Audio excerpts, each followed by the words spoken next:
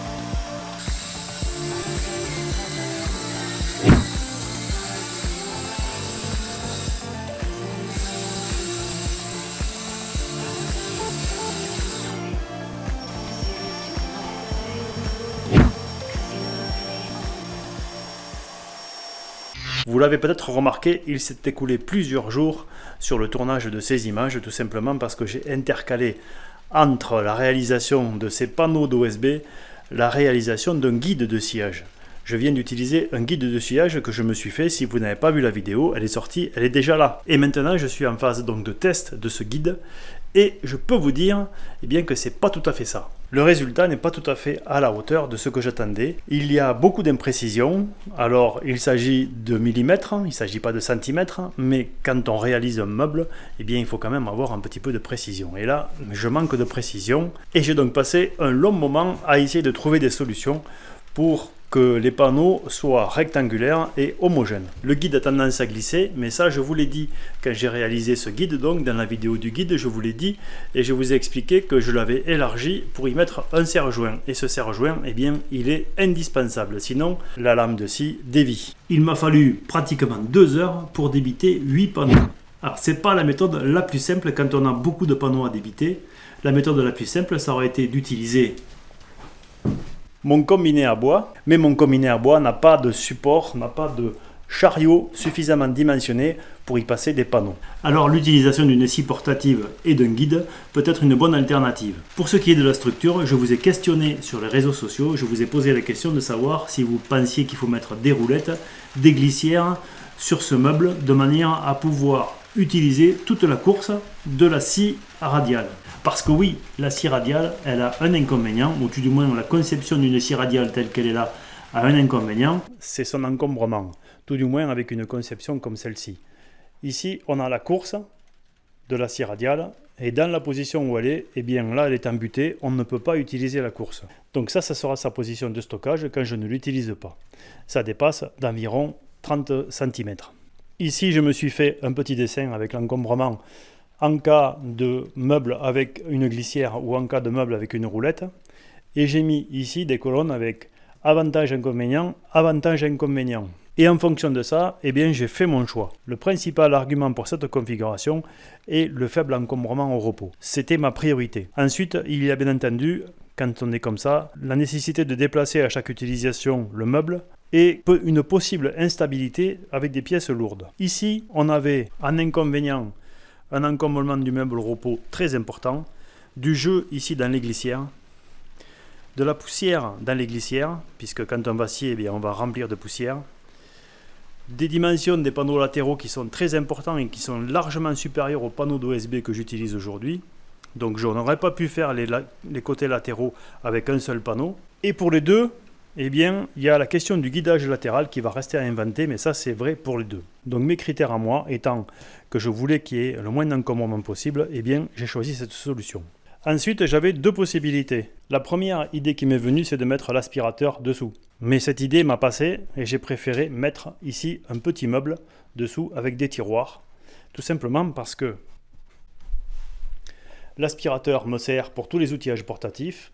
Donc si je l'ai ici sous le coffre, eh bien il va falloir que je le sorte à chaque fois et que je le débranche. Et ensuite, j'ai déjà ce meuble ici qui est posé par terre et qui sera mieux dessous, dans lequel je peux poser des outillages. Donc je vais utiliser ce meuble, je vais le mettre à l'intérieur de ce meuble-là et je vais mettre l'aspirateur à côté. Aspirateur qu'il ne faudra donc que tirer, puisqu'il est sur roulette, pour se déplacer dans tout l'atelier. Alors je remercie tous ceux qui m'ont répondu sur les réseaux sociaux parce que ça m'a permis de mûrir ma réflexion. Je vous avoue qu'au départ j'étais plutôt parti sur les glissières que sur les roulettes.